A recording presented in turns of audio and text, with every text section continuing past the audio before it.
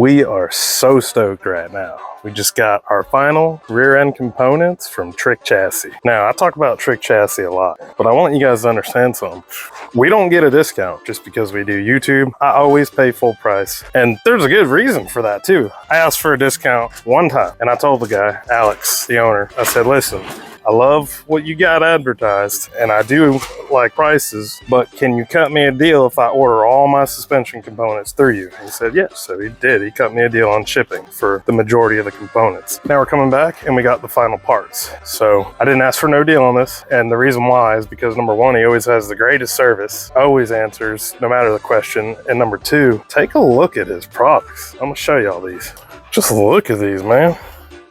These things are beautiful. The way they package stuff too, there's like not a scratch on these. I mean, nobody's ever gonna see these, but still, just the workmanship on them is amazing. Well, there goes the scratch, but you know, ain't nobody gonna see that. So we got our upper and lower panhard bar, double adjustable. There's some thick, heavy duty stuff here too. This is awesome. Lower control arms. I went ahead and slapped the decals on them because it just looked too good not to.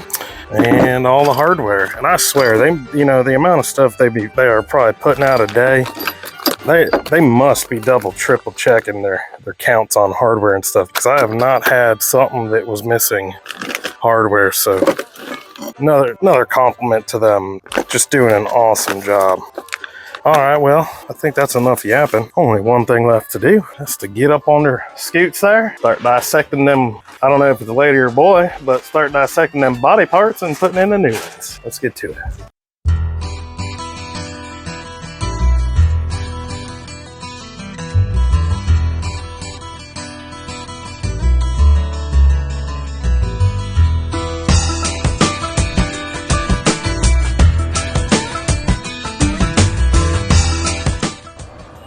All right, guys, got them bad girls set up, and they're dual adjustable. Got the upper panhard bar on, lower panhard bar on.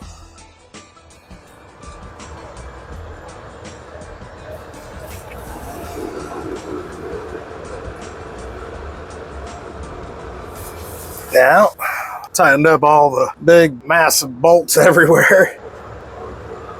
And now, what we're gonna do is we're gonna put our anti-roll bar back on and grind the paint off of this wall here, or you know, this face, this bulkhead, and weld on our tabs for the anti-roll bar, hook it up. And also, I've done searched high and low for my pre-pinned wires, and I found them, so I pinned up the Holley transmission cord, pinned my 2 wires in for the trans brake that's already pinned on the transmission side, ran the wires out, so that'll be ready to go. My goal tonight is to get this anti-roll bar in, get the tabs welded on and everything, get them up in there, and then run this transmission harness. So I'm gonna get to it, fellas. Burning daylight. Well, ain't really much left, but you know, I'm gonna get to it.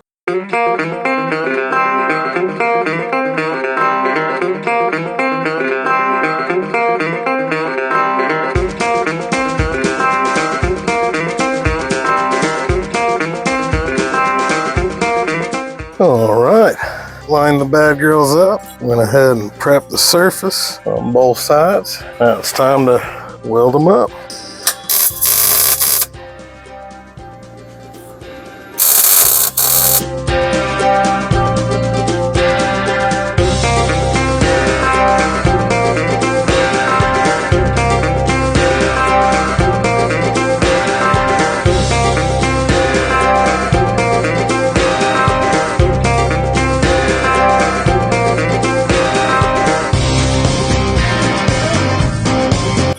They're on there.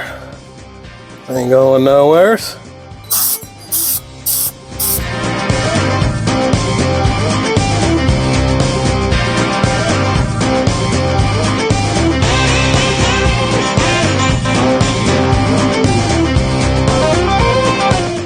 Whew. I think I'm gonna call it a night.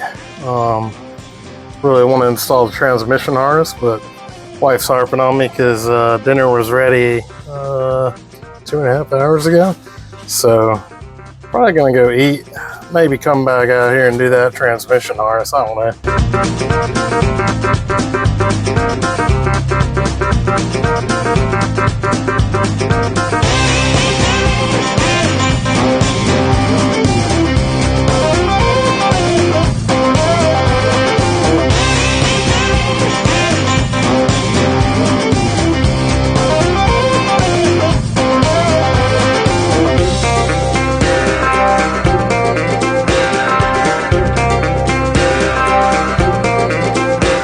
All right, guys, so the rear end is complete. You know, I got it like base tuned, not really dialed yet for anything. I need to get this off these wheel cribs and onto like street, but for right now it'll do. So we are now able to measure and order a drive shaft, but we're not going to get to that in this video because it's been a long weekend and I got to get this video out to you guys today by 1 p.m., which is in like 2 hours. It's Sunday. So let me show you a couple things and I'm gonna show you a really cool trick that I call planning ahead. And I think a lot of you will definitely appreciate this. So just hang tight for a second.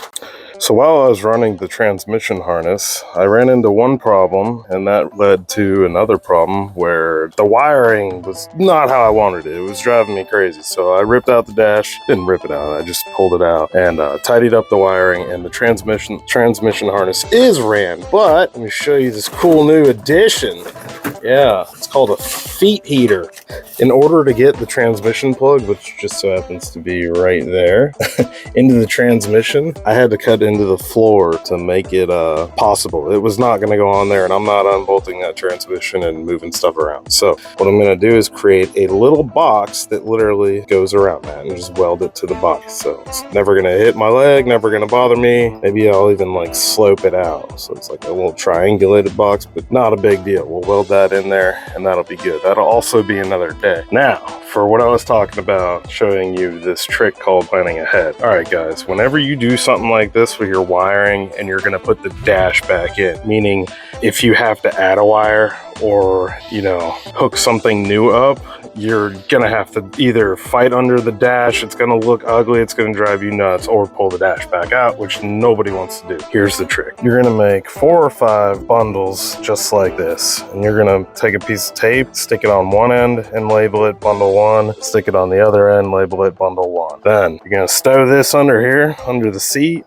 neatly run the wiring all the way up and out into the engine bay, and have another spool like this. Doesn't have to be this big. You just give yourself a foot, something to tie into anything. It could be like a foot long, literally. This is just what I had laying around, so I'm only using it as demonstration. But these will neatly be routed, and then these spools will be hidden under the seat, and they're going to be idle, inactive. And then this will be ran through the firewall, and then the spool will hide under there where nobody's gonna see it. And you'll have like 4 or 5 of these. And the reason why, so in the future, when you're gonna hook up dome pressure or dome pressure increase, dome pressure decrease, it'll just make your life 10 times easier because the wires are ready. When you go to hook up your inputs and outputs for the Holly, all you have to do is pick, you know, bundle 1, and we'll use that for dome pressure. So you connect it here, and then when you're doing the tuning, you're good to go, and then you go in the car and put it where you need to put it. But it'll just save you so much time and trouble. So like for the dome pressure, it won't have to run back into the car. But if there's anything you do need to run back into the car, you have 5 bundles that are hidden and ready to go. You don't have to do any extra work. You don't have to pull out the dash again. You just pick bundle 1 and use it, and bundle 2 and use it, saving you guys a ton of time and a ton of trouble, and it'll still look clean. You never know. Maybe you're gonna add LED lights or something. You're good to go. Put them on a switch. You got your bundle, you're good. That's gonna do it for this video this weekend, guys. I have a lot of work ahead of me.